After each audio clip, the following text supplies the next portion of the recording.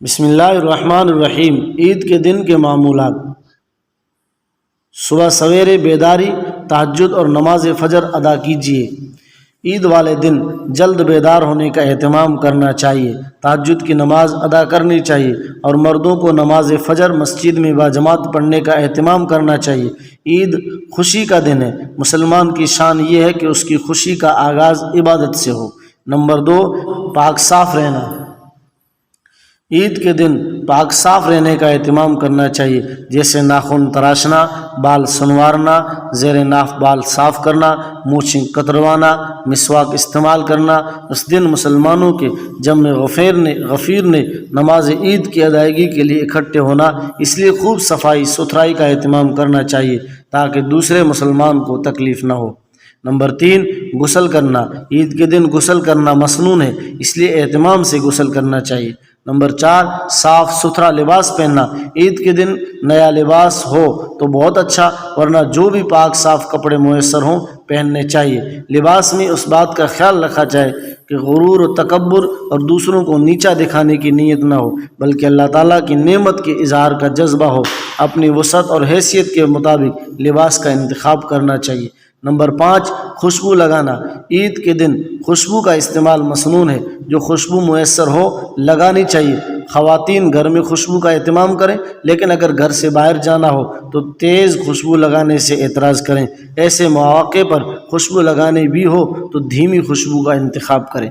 Number 6، عیدگاہ جانے سے پہلے کھجوریں یا کوئی میٹھی چیز کھانا۔ عیدگاہ جانے سے پہلے ممکن ہو تو کھجوریں کھانی چاہیے۔ طاق عدد کا لحاظ کرنا اچھا ہے، کیونکہ آپ صلی اللہ علیہ وسلم سے طاق عدد میں کھانا منقول ہے۔ اگر کھجوریں نہ ہوں تو کوئی بھی میٹھی چیز کھائی جا سکتی ہے۔ نمبر 7، صدقہ فطر ادا کرنا۔ عیدگاہ جانے سے قبل صدقہ فطر ادا کرنا چاہیے۔ بلا عذر تاخیر کرنا گناہ ہے۔ اگر کسی نے عید سے قبل صدقہ فطر ادا نہ کیا تو اسے عید کے بعد ضرور ادا کرنا چاہیے، اور تاخیر پر توبہ استغفار بھی کرنی چاہیے۔ صدقہ فطر ان 4 قسم کی اجناس سے دیا جاتا ہے۔ نمبر 1، کشمش 1 سا یعنی 3.5 کلو تقریباً۔ نمبر 2، چھوارے 1 سا یعنی 3.5 کلو تقریباً۔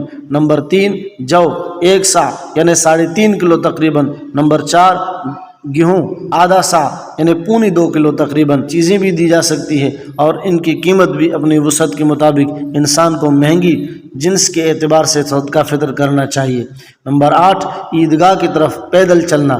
نماز عید کی ادائیگی کے لیے عیدگاہ پیدل جانا مسنون ہے۔ ہاں، اگر کوئی شخص بیمار ہو یا بوڑھا ہو اور عیدگاہ دور ہو یا کوئی عذر ہو تو سواری پر بھی جا سکتے ہیں۔ نمبر 9، عیدگاہ جاتے ہوئے تکبیرات کا کہنا۔ عیدگاہ جاتے ہوئے راستے میں یہ تکبیرات کہتے جائیں: اللہ اکبر لا الہ الا اللہ واللہ اکبر وللہ الحمد، اور عیدگاہ پہنچنے تک کہیں۔ نمبر 10، ایک راستے سے جانا، دوسرے راستے سے واپس آنا۔ مسنون طریقہ یہ ہے کہ عیدگاہ جاتے وقت ایک راستہ اختیار کیا جائے اور واپسی پہ دوسرا راستہ۔ ہاں، اگر کوئی عذر ہے تو آنے جانے کا ایک ہی راستہ اختیار کرنے میں کوئی حرج بھی نہیں۔ نمبر 11، اہل و عیال پر وسعت سے خرچ کرنا۔ عید خوشی کا دن ہے۔ اس خوشی کا اظہار یہ ہے کہ جہاں انسان اپنی ذات پر خرچ کرتا ہے وہاں اپنے اہل و عیال پر بھی وسعت کے ساتھ خرچ کرے۔ اپنی خوشی میں بیوی، بچوں اور گھر کے دیگر افراد کو بھی شامل کرنا چاہیے۔ ہاں، اس موقع پر فضول خرچی سے گریز کرنا چاہیے۔ نمبر 12، خواتین کا گھر پر رہنا۔ خواتین عیدگاہ نہ جائیں بلکہ گھروں پر ہی رہیں۔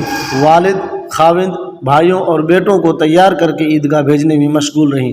نمبر 13، صحیح العقیدہ امام کی اقتداء میں عید نماز پڑھنا۔ نماز عید کی ادائیگی کے لیے ضروری ہے کہ ایسے امام کا انتخاب کریں جو صحیح العقیدہ ہو۔ عقائد میں فساد یا اعمال میں بدعات ہوں تو ایسے امام کے پیچھے عید نماز پڑھنے سے اجتناب کرنا لازم ہے۔ امام صاحب عید کی نماز سے قبل جو واعظ کرتے ہیں یعنی تقریر کرتے ہیں اسے غور سے سنا جائے۔ امام صاحب کی بیان کی ہوئی باتوں پر عمل کرنے کی کوشش کی جائے۔ نمبر 14، خشوع اور خضوع کے ساتھ نماز عید ادا کرنا۔ عید الفطر اور عید الاضحیٰ 2 رکعت 6 زائد تکبیروں کے ساتھ ادا کی جاتی ہیں۔ ہر رکعت میں 3 زائد تکبیرات کہی جاتی ہیں۔ پہلی رکعت میں ثنا کے بعد، دوسری تکبیر میں قرات سے فارغ ہونے کے بعد رکوع سے پہلے نماز عید کی ادائیگی کے بعد امام صاحب عربی میں خطبہ دیں گے، جسے غور سے سننا لازم ہے۔ خطبہ کے دوران خاموشی اختیار کی جائے اور کسی قسم کی گفتگو نہ کی جائے۔ نماز عید کے بعد دعا مانگے، اللہ تعالیٰ سے رحمت اور برکت اور اپنی مغفرت مانگے، اپنے لیے، گھر والوں کے لیے، بلکہ پوری امت مسلمہ کے لیے دعا کی جائے۔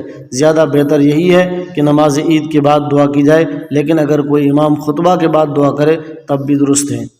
نمبر 15، عید کی مبارکباد دینا۔ عید کی مبارکباد دینا شرعاً درست بلکہ مستحب عمل ہے، بشرطیکہ کہ اسے لازم اور ضروری نہ سمجھا جائے، اور جو اس کام کو اہتمام نہ کرے ملامت بھی نہ کی جائے۔ صحابہ اکرام سے ایک دوسرے کو عید کی مبارک دینا ثابت ہے۔